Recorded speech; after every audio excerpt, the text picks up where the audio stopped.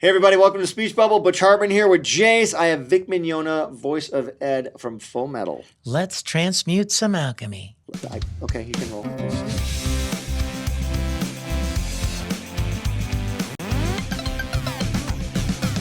Let me see here. You're working on a million cons you're at. I don't mean Wrath of Con. You're actually like at some Comic Cons. Where's the next Comic Con you're going to be? Well, actually, day after tomorrow, I leave for Manchester, England. Mm-hmm. Wow. I'm doing the MCM Expo in Manchester. Oh yeah, and that's like a Comic Con in Manchester, it's a England, big right? one there, and the same people I put should on go to one. these. I should go to You these. should. They would love you. I never go to these. And bring your aluminum sidekick.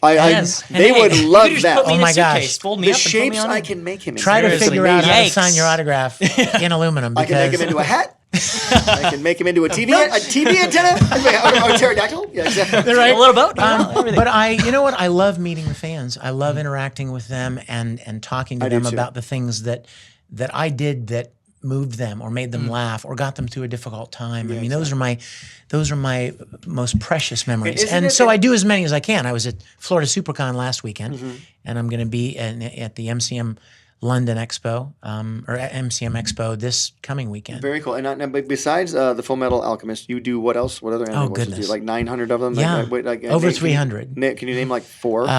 Dragon Ball Z. Dragon Ball Z, got it. Pokemon. Digimon.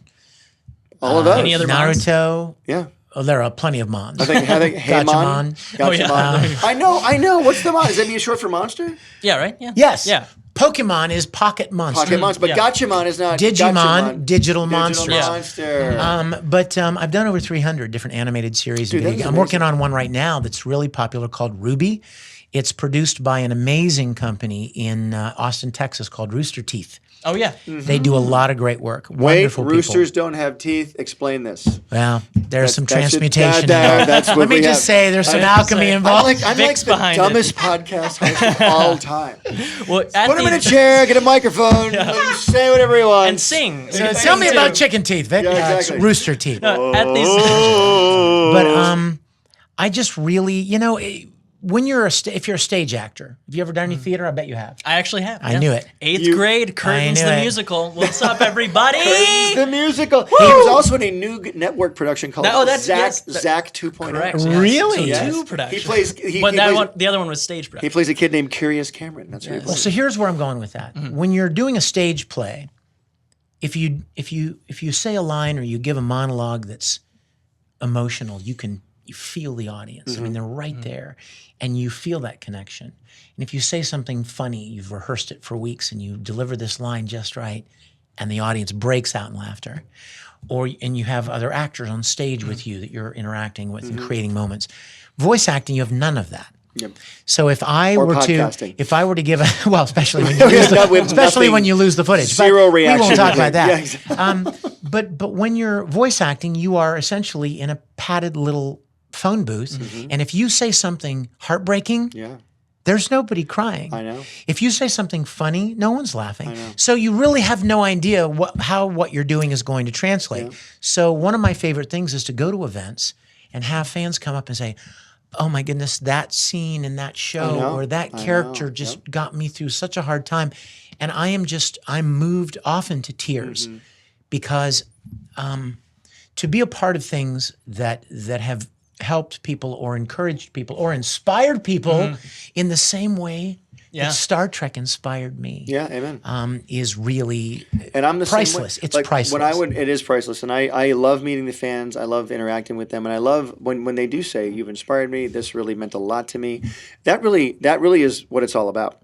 And, absolutely. What I used to love when we did the voice recordings for Fairly Odd Parents, Danny Phantom, Tough Puppy, everything, I would always direct the voices because I know what you mean. When you're in the room and you're in the solid glass, you can't hear if anybody's laughing. I wanted to be in with the writers on the other side because the writers are in there laughing. And what I would always do is when the writers would laugh at a joke, I'd hit the talk button so the actors could hear the laughter, so they would know if it was working. Yeah, exactly. Yeah, the guys, exactly. It's working really well. But those moments, and those are some of my favorite moments when you work on a script for 4 or 5 weeks and you get to go and record it, and then it really comes to life the way you I can imagine. It's so cool. But I wrote a lot of the stories for Star Trek Continues. Yeah, so I saw to see them in their completed form, and even more so to sit in an audience like at a convention, and screen an episode with a live audience Oh on my a big gosh. screen. Oh, they must have I freaked just out. sit there and I tear up almost every time. Yeah. Even though I know these episodes so well from their conception to completion, it's so special to me and beyond any money to share them with other people and to see them move other people. No, I want to make Gilligan's Island continues. I really want to do that, like, because they have to get off the island, Vic. They have to get off the island. I want to play Gilligan. I saw a movie where they got off the island. Yeah, they was in did. the Yeah, they did 70s. do a Yeah, remake. They saw did a the movie. huge. No, they did a huge Like The movie in the Rescue. '70s. Yeah, I saw it. The Rescue of Gilligan's Island. Skipper. Yeah, and they all come back to society. That was a great And- show. and And then they get lost again. They lost Yeah, it. yeah, at the end of the Exactly. movie. And they wouldn't. And by the way, the original Ginger wasn't in it because she didn't. Tina want Louise. Tina Yeah, Louise really? Wouldn't do it. She wouldn't do it. And Because she was typecast. She felt like she was typecast in that role, and she could not. She felt she could not get a job after that because everyone. Oh, that's your Ginger from Gilligan's Island. But she still should have done it because what else has she done after that? I was just kind of curious. I mean, Exactly. It's, You know, but she- as but- an but I- actor, I don't get that. It's like people like on Star Trek, like people that played a role and they became world famous for that role, which you would think is your Goal. you would hope for. You would hope to play a character Yeah. that people would love all over the world. Yeah. And so I certainly would be grateful for such an opportunity. I wouldn't begrudge the fact that everybody knows me as Mr. Spock or everybody Yeah, knows yeah, me as yeah. Luke Skywalker. Well, count yourself That's blessed, pretty my cool, friend, man. because Yeah, I that's know. kind of cool. And everybody's got their own opinions, of course. But I think I personally would go for it too. If I was, hey, Butch, you want to play that character of Goofy Bob again? I'd be, absolutely. Sure. They know me as Wait, Goofy you're Bob. Goofy Bob? I'm Goofy Bob. Wait, from, I never connected from the dots. Razzmatazz. That's me.